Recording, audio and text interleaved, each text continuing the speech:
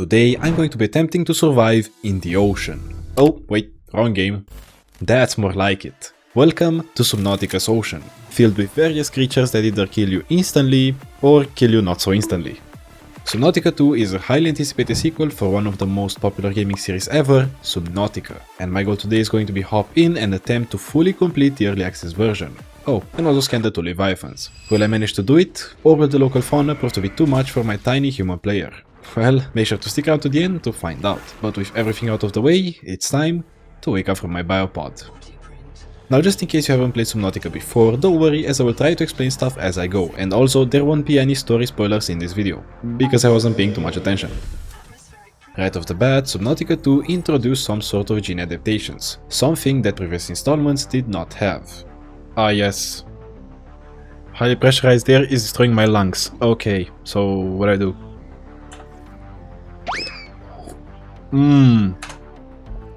I changed the sensitivity. In the middle of the room there was a robot called a Noah. This robot basically told me that I was going to die unless I got to moving. Oh, and apparently I am the QI, so that's kinda cool. Further up into the room I ran into a weird purple flower thing that upon interacted with blessed me with the pressure resistance adaptation. But with this upgrade under my belt I was free to continue walking through the wreck and make it into the depths. Wow. Oh, hello. What's up with human? Dude, why am I 500 meters, 600 meters below the surface? Dude, this looks so cool!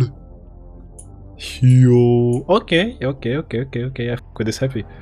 Inside the lifepod, I found another robot that told me that QI stands for Qualified Investigator. Well, so much for being mysterious. This robot could also launch the lifepod, but there was a small problem, as the clamps were corroded shut, so I must take a quick walk through the water to unshut them. And now we launch. Off we go.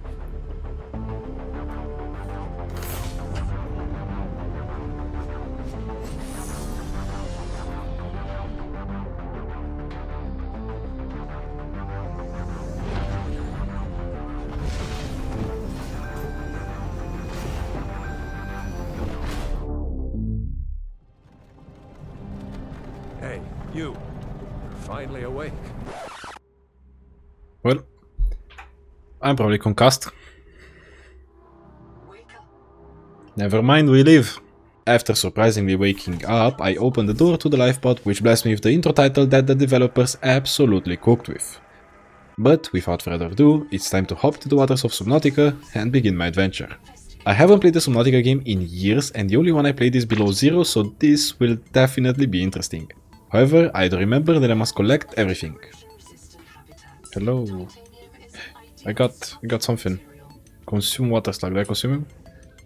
Digestive incompatibility. I don't think I consumed him. How did I drop him? F.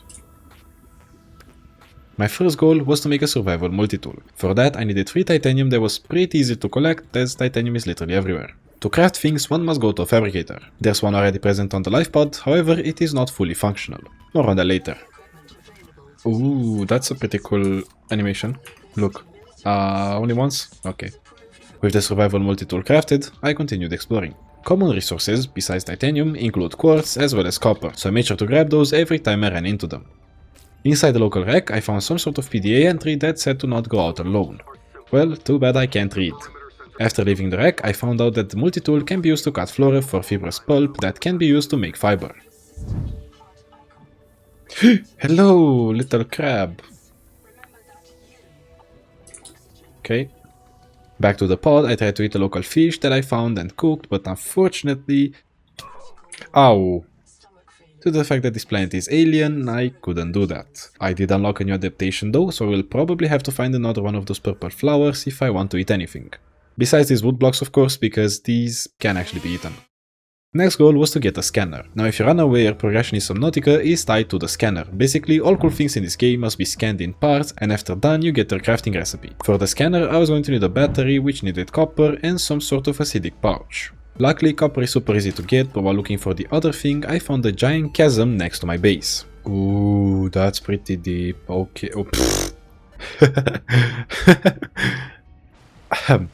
As well as an abandoned base that I couldn't interact with as it had no power. Right next to that though, I found the pouch I was after, so I made sure to grab it. Oh, I need this. Give me. Just don't kill me. Okay.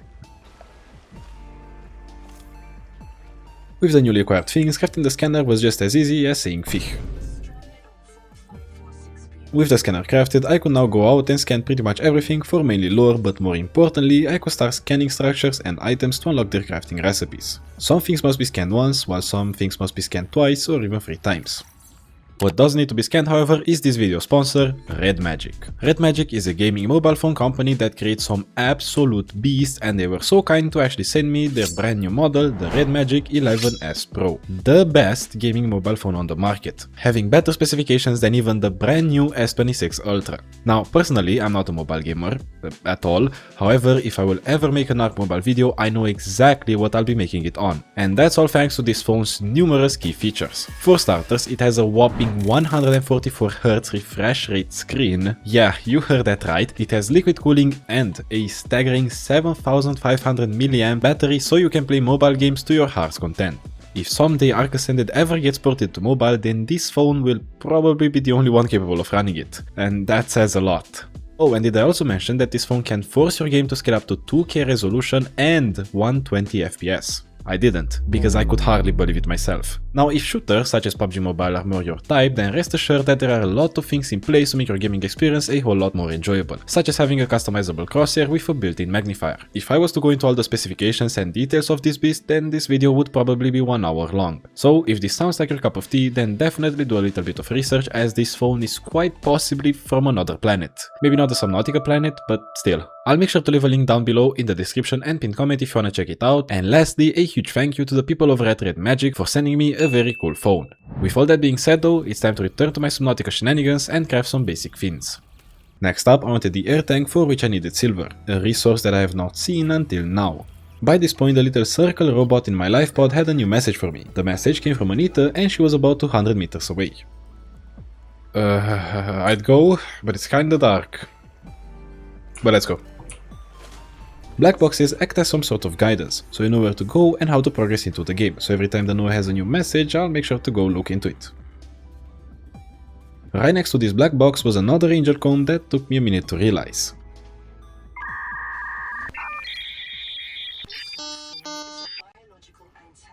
Oh, wait, I can... Oh... Yes, now I should be able to eat things. Yes, dude, let's go. Okay, so now I can eat. Yeah, dude.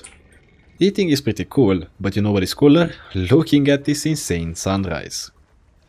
Wow. Well, that is quite an insane sunrise.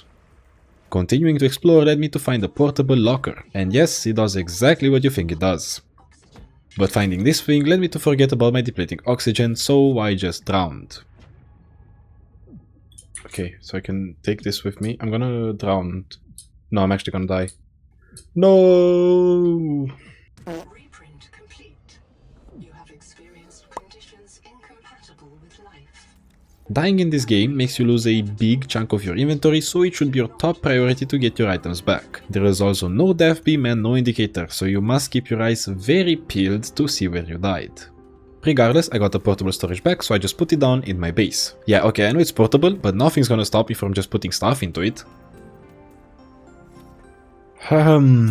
Okay. About this, we need copper wire. Oh, okay, I'm just gonna go look for copper and come back when I find copper. What is this? No, no, no, no. Okay, never mind, we're good. Inside this cave or whatever, I found the first piece of the Wakemaker, which I assume is the Sea Glider equivalent. That was quite a successful expedition, as I found the copper I was after, as well as more stuff, so with it I made the wire and the habitat builder. And now we make the habitat builder. The habitat builder is used to obviously build bases, but since I don't know where I want a base yet, I'm just not gonna use it. Not to mention, I didn't even have the room blueprint, and I don't know about you, but I don't wanna live in a hallway. Next up, I made an air bladder, as it seemed quite interesting. However, I didn't know if it was consumable or reusable, so I just kept it for emergencies. Next mission was to look for silver.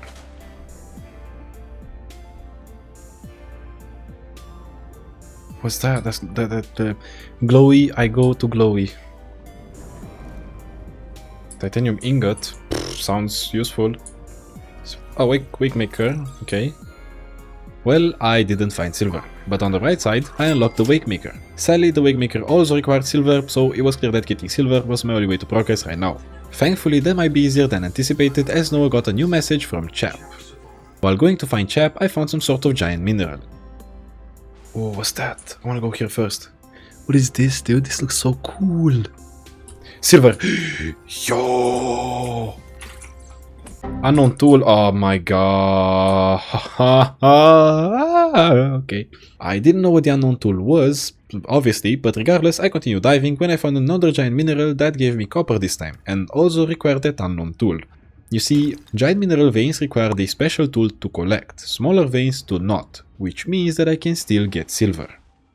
Pfft, my guy is living like a king here, bro. Bioreactor. Inside this guy's base, I found some pretty useful stuff as well as the first piece of the repair tool. And an inventory upgrade by interacting with the biobed. While still on the lookout for silver, I managed to unlock the beacon, which is a thing that allows you to set custom waypoints. Next, I decided to finally use the bladder that I crafted, and boy, is it good. It's also reusable, which is very nice. The air inside could also be inhaled for a whopping 25 extra seconds of underwater breathing, so overall, quite a good item to have. Shame it doesn't have any upgrades. Soon after, it turned day, so I continued exploring peacefully, as during night I can't really see anything. This time I found some sort of blue virus thing that also required an unknown tool to break. Unknown tool? But I don't have the unknown tool. Luckily there was a box nearby that had a water slug as well as a new tool inside. Could this be the tool I need? Maybe. To find out, I was going to have to scan another one. Past that rack I found some blue flowers, so just in case I grabbed 2 of them. Getting flowers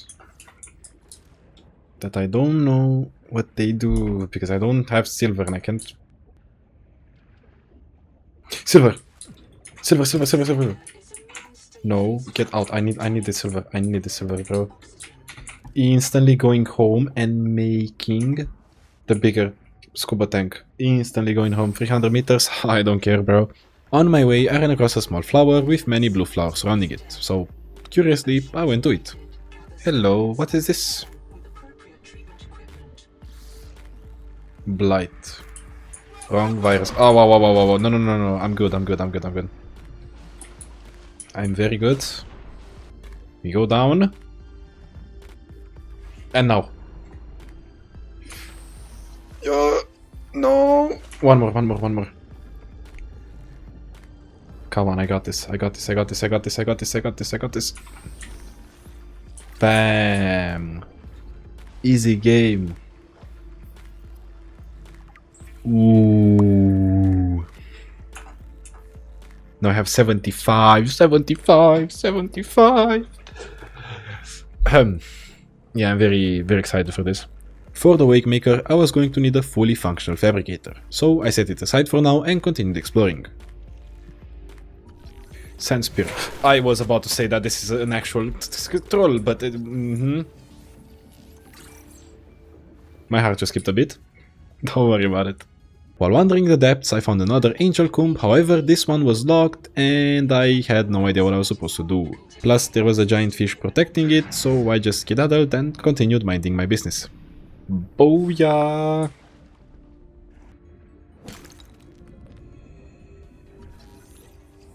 Okay, so I unlocked the sonic resonator. I don't know what that is, but I unlock it. Can I make... I can make it. What do I need for it? Lead. You have entered a viral bloom. All other use the sonic resonator to expunge bloom chemicals and clear the infection. Okay, so sonic resonator is to clear these things. Namely, looking for a new guy named Quaker.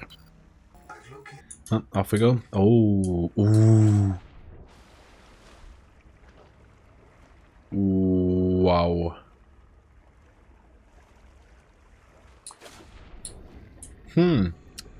A ravine. Maybe there's diamonds at the bottom. Yeah, okay, that wasn't funny. Dude, I need a pickaxe because there are so many of these things that Oh! Sonic Resonator! Okay, bet, but I need lead. and I have no clue how I get lead. Over at Quaker's quarters, I found a bunch of things to scan, some useless and some very useful, such as the processor. There were also these storage boxes everywhere that had pretty useful supplies inside. Right outside the compound I found the tadpole fragment, which is gonna be awesome to have, and right after that I got the room blueprint, which means that I can finally make a base. And also found Quaker, but unfortunately he's a box as well. Despite him being gone, there were still more things to scan, such as the battery terminal that can recharge batteries and the bioreactor, but most importantly, one inconspicuous box with one piece of lead. Lead! There was also a scanner station to scan and a Noah that I booted to get some more lore. Boom! This is so fun. Silver. Ooh, this looks interesting. Is this lead? No, silver. Good enough. Silver. Silver. Back at the crib, I took the habitat builder out of storage and used it to build a base. One thing worth mentioning is that when you make your own base, you need to take care of its power needs. There are a few ways to do that currently, depending on where you build your base, but for me it was easiest to just build solar panels. Building a base is very titanium intensive, so I had to spend a decent while collecting titanium every time I wanted to build more rooms. Next I began transporting resources from the life pod to my base, which took about a minute. And after done, I found an interesting button. Refund bases. What if I press this? Basically, since the game is early access, the developers added a button that destroys your base and gives you everything you used to build it back. Now I could use this to move my base on the fly, but I'm not gonna do that. With the base constructed, I was free to build some facilities such as the fully functional fabricator, a storage locker, and a processor. Thanks to the upgraded fabricator, I was also able to effortlessly make the Wakemaker, which will speed up my exploration by quite a lot. And speaking of exploration, it's time to go find Ruby. The Wakemaker also had lights incorporated into it that obviously drain its batteries faster, but being able to see at night is way more useful than a battery. On the way to Ruby, I found the ruins of Camp 1. Inside I found the power cell terminal which can recharge power cells. There was also some sort of puzzle here that I thought I was supposed to finesse my way through. Oh, I can go up here. Okay, I have a plan. Oh, nope. But apparently I just need to go press a button which opens the way. Inside all I found were the remains of Tuber, but right outside Camp 1 I found half a hydroelectric turbine and Ruby was guarding the second tadpole fragment. Oh no. No. This is lead, I want this. This is so much lead. Since I found lead, I made sure to help myself to all the lead that I could so that I wouldn't have to return here for a while. Sonic Resonator. With the Sonic Resonator in hand, I was now able to go cleanse that infection from earlier. That is, if I actually understood how I was supposed to do it. Now, I did waste a solid while just doing stuff, trying to figure out what I'm supposed to do, and also since I was playing this literally the nanosecond it launched, there weren't any tutorials available. And it also didn't help that no matter what, I couldn't attack the big fish guarding the Angel Comb, because apparently you can't kill stuff in Subnautica 2 anymore. Yeah, eventually I just decided to follow the corruption for a while longer, which led me to some small blue glowy flowers that I was supposed to hit with the Sonic Resonator. After clearing out the blue flowers, the big flower will disappear, alongside the local infection, and the main Angel Comb will be weakened, so it's up to the player to continue following the corruption in all directions to cleanse all the evil glowy flowers. Yeah, so now I gotta smash these things. While this guy's following me. What some other things? I have no idea how I'm supposed to fight things in this game. So I'm just gonna wing it. Despite me hating the big fish a lot, I am supposed to also clean him to complete this process. Now this doesn't pacify him, which is a shame. Yes, I get power-ups. Power-ups. Heat intolerance discovered. Easy. Yeah. Won't help me now, but I think it's gonna help me in the future very much. Back home I made a few more batteries and also wanted to make a battery terminal so I can refill them in the future. For that I was going to need just a few more resources. How deep does this even go? Yeah, I definitely need a car for that.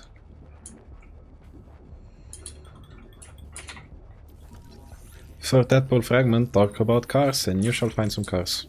The sonic resonator also allowed me to smash the big minerals that I kept running into for a huge amount of resources. Anyway, battery terminal. Unlocking the tadpole also unlocked the moon pool as well as the vehicle fabricator. For it, I was going to need to do some more diving, but it wasn't anything too crazy.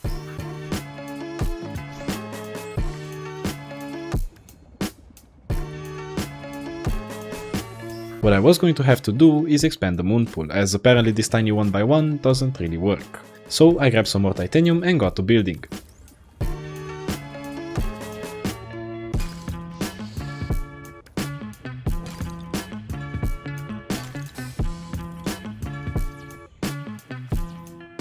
Can I now put... Yes, now I can. Okay, thank you very much. Okay, use the vehicle fabricator. Let's see what's this about. Vehicle, tadpole, titanium ingot system chip. I have no clue how I get the system chip. Okay, we need some stuff. Wait, so I can make a wiring kit and I can also make a system chip. For the power cell, I needed one strong acid, which I could make with the 2 flowers that I grabbed earlier. And make one of these. Power offline. Okay, well, I ran out of power and one solar panel didn't really cut it. So it was time to head out to find Wonder, which was very easy and didn't give me anything special. On the bright side, it turned day, which allowed me to get the last resource required for the tadpole. So then, what can this frog do? Well, it's very fast. Like, very fast. It has limited energy and limited durability, obviously, but it provides me with infinite oxygen while riding and can go as deep as 250 meters down, which will be huge. Oh, this is the edge of the map, you can literally see it there. This is... I mean, it is early access after all, so I guess it makes sense that the map is so small. Unfortunately, going to the tree during early access is not a possibility, which is a massive shame. I still thought that I could go further in other directions, so I continued wandering around, which led me to find the second part of the hydroelectric turbine as well as the power transmitter. Since everywhere I went was met with a world border, I decided to cross it to see what would happen. Oh my god, that scared me. Explore at your own risk. I don't like the sounds. I do not like the sounds. Whoa, whoa, whoa, whoa, whoa, whoa, whoa, whoa, whoa, whoa, whoa.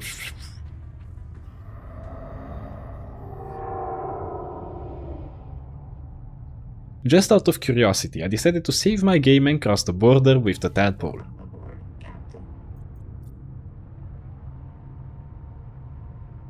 Let's see what this guy has going for him. And let's go deeper for maximum scaredness.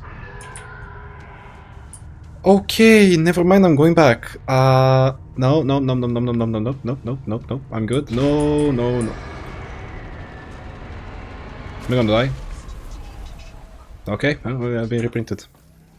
At least I found the second piece of the repair tool as well as a purple mineral. Lithium.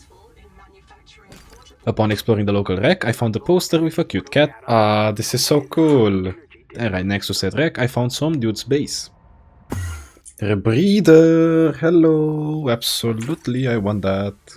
Fiber mesh system chip, that sounds pretty... I have no clue where I got a high capacity air tank from, but that's the thing I'm gonna focus on getting next. I could have also interacted with the local biobed to get another permanent upgrade, but I didn't because I didn't notice any prompt. For the high capacity tank, I was going to need a plasteel ingot, which just so happens that it requires one singular lithium to craft. So that's an easy way to almost double my oxygen capacity. 120, that is so good. Next up, I expanded my storage and also found out that I can demolish the portable storage containers for a lot of titanium. With everything settled, I hopped on my tadpole and kept heading east, which led me to the lava zone. Oh, the heat zone. Will my thing explode if I go here? Because it's pretty warm here. In this new zone, I could find sulfur, a lot of lithium, as well as gold. For the rebreather, I was going to need some strong acid, which can be made from flowers, that I can't find anymore, or gold and sulfur, which is way easier to find in my opinion. So I just made the fiber mesh and then the rebreather, which doesn't give me any extra time underwater, but it makes it so that my oxygen depletes slower while deep diving. Next I got to expanding the moon pool and the base itself so that I could dock my tadpole. Oh, hell no, man. What the Another cool thing while building in this game is that if you have many rooms glued together, you can extend the whole wall at a time, which is insanely cool. But after expanding the moon pool slightly again, I was free to dock the tadpole. Docking makes it slowly recharge energy as well as durability, which is my only way of repairing it until I get the repair tool. Another day, another black box. This time I'm supposed to go to the tadpole pens. Before that, one quick detour must be done to replenish my water supply. The tadpole pens were located all the way at the edge of the lava zone. Inside I found a room with a scanner. A room with a scanner that didn't want to open. So I explored the rest of the compound, which gave me the tadpole ray chassis upgrade. What is this thing? Enhanced speed and agility. Yes, I want that, absolutely. The door still refused to open, however the game did hint at what I was supposed to do next. Apparently, Zip died at the bottom of some sort of cave that was located southwest of here, and sure enough, after traveling for a while, I did find the cave in question. In said cave, I stumbled across some dead coral crabs, so I just scanned them. Then I continued diving past them, which led me to the hot cave base camp. But inside this base camp, I didn't find anything except some more lore and the second power storage part. But no sign of Zip, so I must keep searching.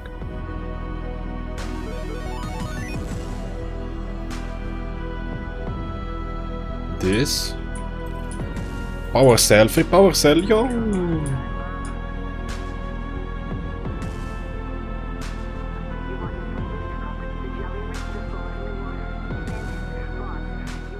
Yes, we got the access key, we can go back. So, with the access key in hand, I immediately returned to the locked door. Easy. Inside there was nothing of great interest except some lore, as apparently this biobed is cursed and has some sort of ghost inside. But mainly just lore stuff. But after talking with said ghost, I got a new marker on the map, the Alien Ruins marker. So that's where I gotta go next. Oh yeah, I forgot to mention, I did actually get something cool. Yeah boy, repair tool! Okay, I'm hyped. For the repair tool I was going to need a little bit of silver, so I went out to look for silver, which is when I found this thing. Now this looked very interesting, but I didn't pay too much attention to where I actually was, as apparently I was inside the Leviathan and I was playing around with its entrails, which got it super mad to the point of actually trying to swallow me whole.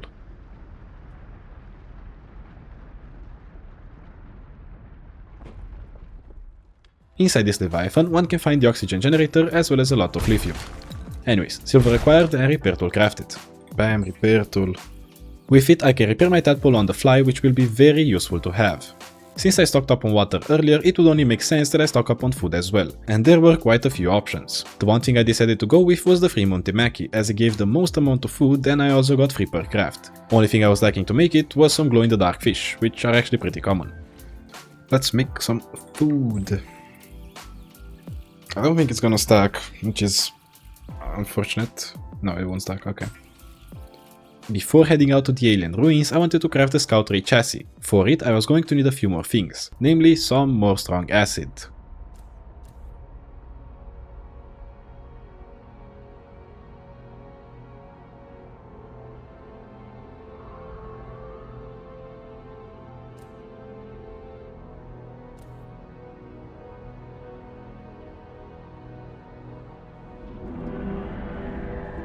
No. No, thank you. Ah, there it is. I would like to deeply apologize.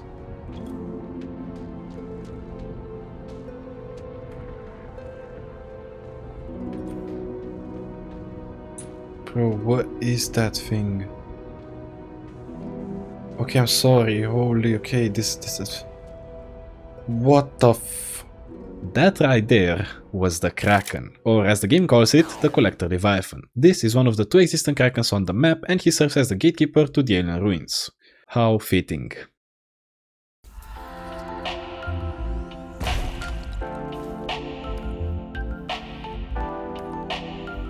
While waiting for the strong acid to process, I crafted a scanner, which helps with locating local resources and wrecks. It's pretty useful actually, especially if you don't remember the location of things. Besides the scanner, I also made a biolab which unlocks both active and passive abilities. Active abilities such as the dash, and passive abilities such as swimming faster on the seafloor. You can also unlock more abilities than the ones shown, but that's a bit later into the game. For now, I made a scout chassis for my tadpole, and equipping it is as easy as just walking into it with the vehicle. Or like that. Whoa, I'm so fast! Whoa, I'm so fast. Oh, I'm so fast. I can't control it. I'm too fast. Oh, and the chassis is also detachable. Okay, it's one press, I don't like that. I might just fat finger Q and drop my shit. I hope I don't do that. With my new and improved tadpole, going to the alien ruins was super easy. On the way I found a gigantic tower that will serve its purpose later on. The first thing I found after arriving was a modification station that I immediately scanned. Inside one of the rooms there was a battery power outlet thing, so I just gave it one of my batteries, which turned on a little safe spot, complete with a fabricator, respawn point, processor and all that good stuff. The local Noah called this spot the, quote, protected zone and also gave me a few tips on what to do next. Also, I totally didn't just forget all this information 3 seconds after closing the menu. Ah well, at least I could find the improved fins in this location. Better fins! Improved fins, yeah. 1 out of 3. The increase in depth was definitely beginning to show, as I was 250 meters deep and couldn't see the seafloor. Truth be told, it is nighttime, so as soon as it turned day, I could see that I was in some sort of alien village. Whoa. What is this thing? Hop. The main thing available to scan here were the improved flippers as well as tadpole upgrades, such as the strike upgrades that makes it take less damage from fauna. Throughout my adventure I also found another one of those infected flowers, which can only mean that another gene upgrade is waiting for me. The problem though is that I can't smash the small flowers because they close when I get close. Now I thought this was some sort of test, a skill test, so I tried dashing and then attacking, which didn't work either. So I just returned home as Noah had another message for me. On the way to Ruby, I stumbled across a giant alien-like tower that once scanned unlocked the Axum translation gene, which I assume I get by cleansing the corruption from earlier. Next I found some Celestine, which is a new mineral that I will need to craft things, so I made sure to grab some. Ruby was also inexistent, but she did leave another piece of improved things behind, which I made sure to scan to unlock my own pair. To craft them, I was going to need conduit crystals, which are another resource that I've never actually seen. And 5 seconds after that I found the tadpole hull chassis upgrade, which does exactly what it says it does, but right next to that I found this. Tipped module. Enameled glass, I have no clue how I get that. Oh, enameled glass unlocked. Glass and creature enamel, how do I get that? Dude. Creature freaking enamel. The one resource that took me close to 2 hours to find. Why? Because on the card it looks like a mineral, but in game it's far from a mineral. While looking for this stupid resource, I found the 2 parts to the advanced battery, 1 piece of the feedback resonator, which seemed important, as well as the last piece of the tadpole hull chassis, which just allows you to carry a lot of stuff at the cost of having like no speed. While still exploring wrecks and stuff, I managed to find the bioscanner, which sounds important as well. Next I got exploring the alien village itself, which led me into some sort of structure that had buttons to press. The PDA lady was quick to tell me though that I am not smart enough to understand this language yet, and I need an adaptation, which basically translates to, you should do the angel com, dude. Before I could do that, I had to continue my quest for enamel, which led me to the bottom of the seafloor where I found nothing. I'm mindlessly looking for something, I have no idea what it looks like, I have no idea what I'm supposed to find, I'm just...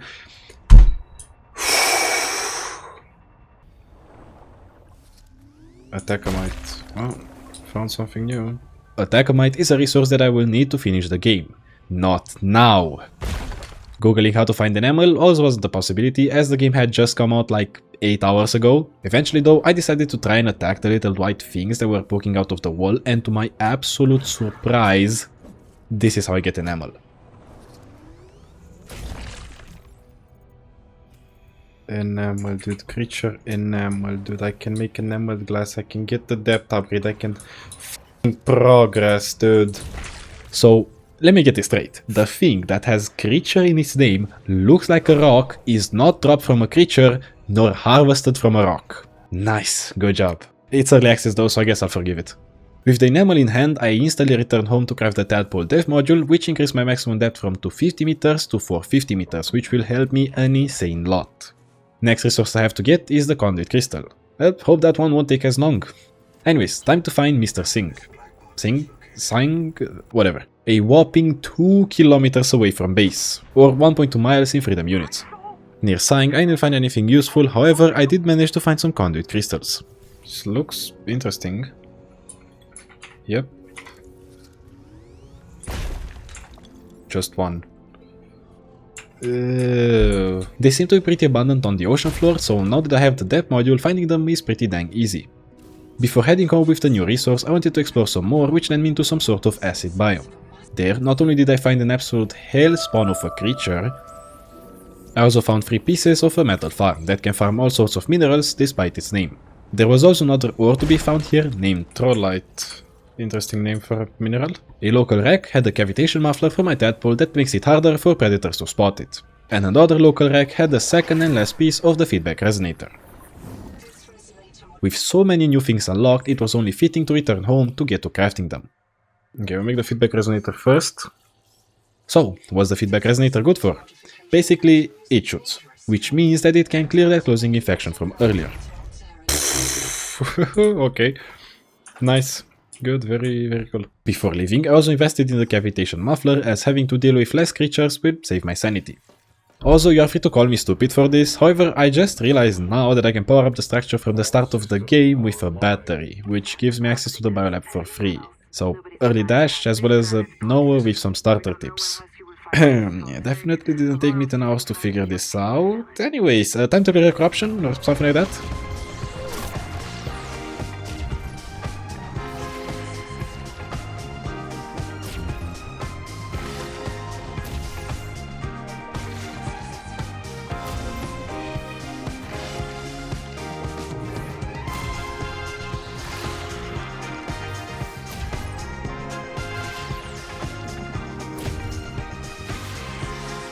Thank you. I finally finished this. Oh my god.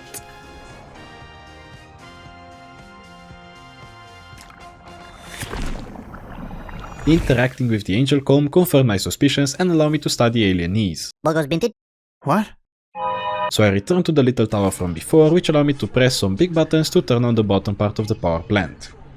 There is another control room right above this one, so I went there too, where I had to put my insane puzzle solving skills to the test. Well, of course it's not that easy, as part of the power plant was broken and it was up to me to fix it. Requires bioscan. Okay, well, let's go make the bioscanner. Well then, bioscanner. This guy ties highly into the biolab, as if you have the bioscanner you can scan stuff to get active and passive buffs. I don't really like the fact that I'm supposed to rescan things already scanned, but yeah, whatever. One ability wanted me to scan the Collector Leviathan, so I took it as a challenge for myself to scan him. Initial idea was for him to grab my tadpole, at which point I could leave it to freely scan him, but of course that didn't work as I just get trapped in the animation. Chasing him also wasn't a possibility for 2 reasons. 1, I'm slower than him, and 2... Oh boy. Oh, I think I'm dead. I'm 100% dead.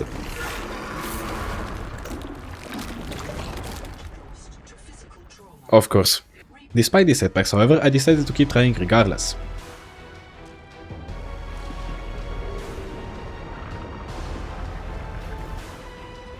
Scan.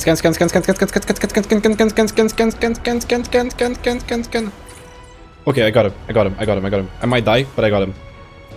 Maybe not if I make it back to that tadpole in time, please. I made it.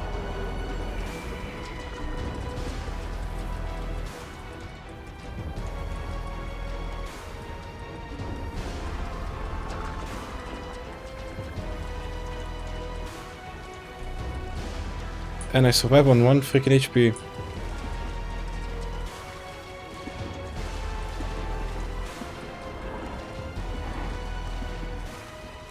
Spare me, dude, this is super expensive to recraft, just spare me, man.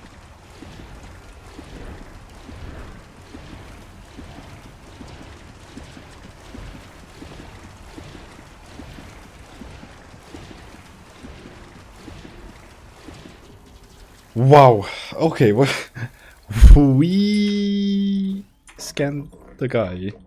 Scanning the Collector Leviathan unlocks the active ability of scanning surrounding resources, similar to the scanner. Useful, but it's kinda late for this. With this trip I also scanned the power plant, which was just a little bit expensive to repair. What? I was going to have to do a bunch of farming to repair the power plant, and since I wasn't planning to spend an hour traveling back and forth, not to mention that all the resources that I need are available here, I began looking for a spot to construct my base. Making one randomly wasn't a possibility, as solar panels don't work this deep down, so I shifted my focus into using a current. For the hydroelectric turbine I was going to need titanium, silver and copper. Copper that I just couldn't find anywhere.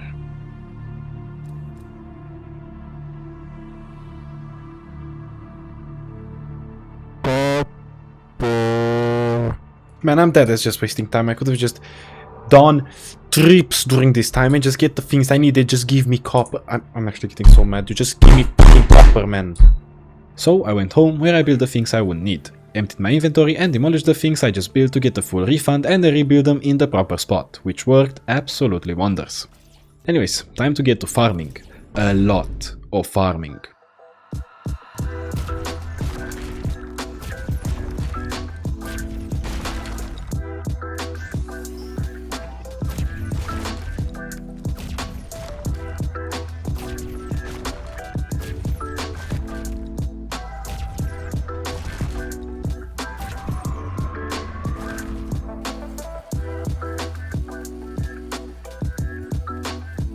After farming for a while, I noticed a bunch of blue balls falling from the sky. Some of those balls were harvestable, which actually proved to be the best food source in this game as of right now. I mean, 40 food and 40 water for one thing is pretty dang good. Now, granted, it is pretty rare, so yeah.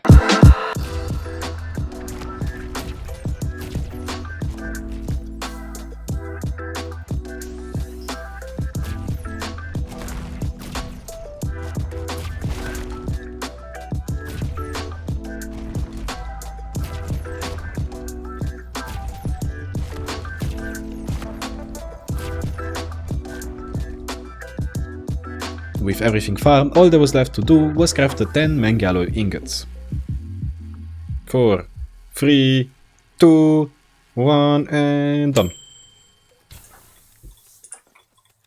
Easy, okay, let's go start building. Wow, that was fast. Tiny mechanic has arrived. Construct. We're done. So now I can go here. With the power plant fixed, I was able to press the giant button to turn it on. All systems online. Bam!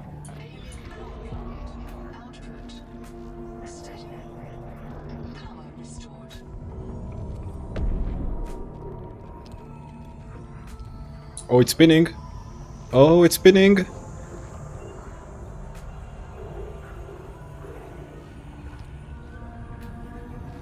Despite the power plant being turned on and looking very pretty, I wasn't able to do anything here, as I'm supposed to return to the base of that tower that I found earlier to finish the game. Once inside, I pushed some sort of alien key into an alien key socket that opened an alien door. Wow.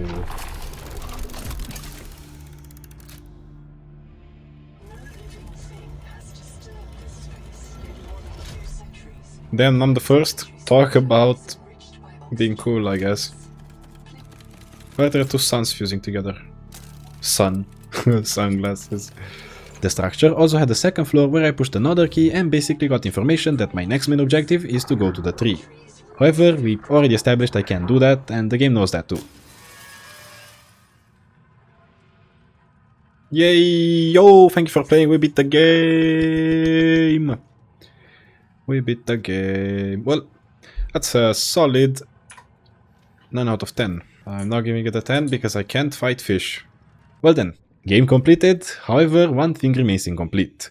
Scanning the Void Leviathan. My plan was to have him sit right at the edge of the map while I sat within world borders, safe from his attacks. The scanner also doesn't work like normal on this guy, for some reason, and instead of holding down right click I need to spam right click. Each Leviathan also had its own scan bar, which was kinda stupid but understandable in a way.